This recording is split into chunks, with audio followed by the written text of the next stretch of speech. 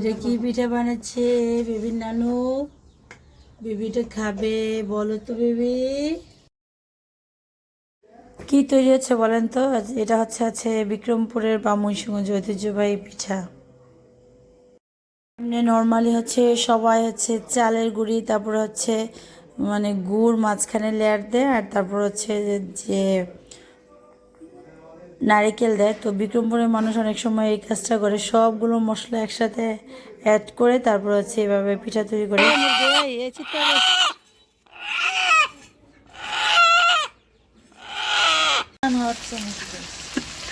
মিষ্টি দেবো না, টক ঝাল মিষ্টি।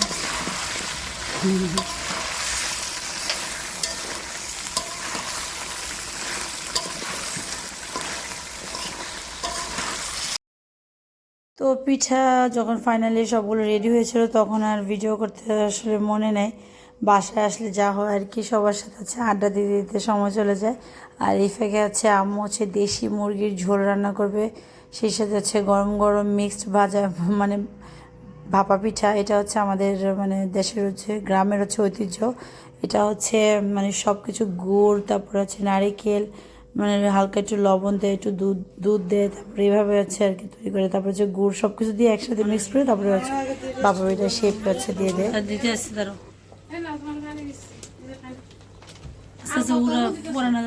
আলু না লাউ কি রে বলে পাটি পিঠা লিখতেছে। আর দেশি মুরগি কিন্তু নতুন লাউ দিয়ে রান্না করলে অসাধারণ লাগে। এটা আমার মানে ছোটবেলা থেকে এভাবে খাওয়া হয় আর কি।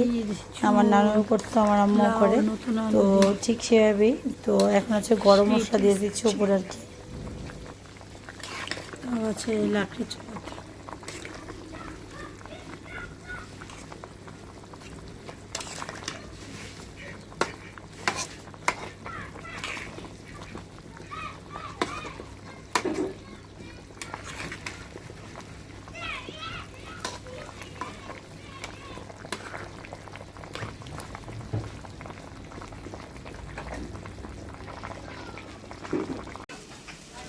আর সেই সাথে করবে গরুর মাংসের ঝোল। সবই কিন্তু মানে লাকড়ির চুলাতে করছে, কারণ আমাদের এখানে কিন্তু আমরা কিন্তু ঢাকারি, বাট এখানে গ্যাস থাকে না দিনের বেলা, বেশিরভাগ মানে মধ্যরাত্রে আসে।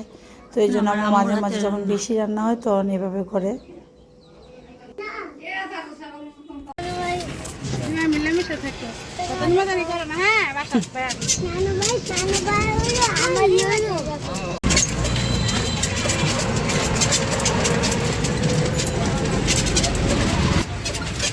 ঘুমা যাবা?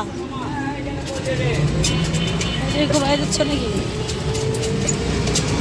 বেলা খাওয়া দাওয়া শেষ করে আমরা আমাদের বাসর দেশে রওনা দিচ্ছে। আর যে হাত দিয়েছি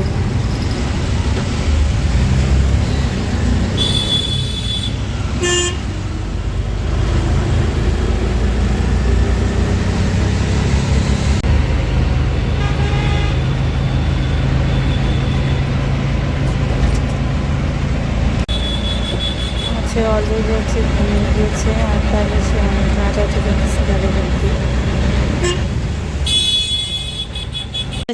এই যে আমার বাসায় চলে আসছে। আব্বু দেখি তোমাদের ঘুমালা না তুমি? দুইজন খেলনা কিনে নিয়ে আসছে, এখন এসে বাসায় খেলাধুলো শুরু করে দিচ্ছে। আব্বু দেখি, এই যে আব্বু তোমার ক্লেটা কেমন? ওই দুইজনে ক্লে কিনে নিয়েছে, এই খেলা তাদের। তোমার কয়টা সোনা? এবার হাত মুখ ধুয়ে আমরা ফ্রেশ হয়ে চলো। 12 12 24টা।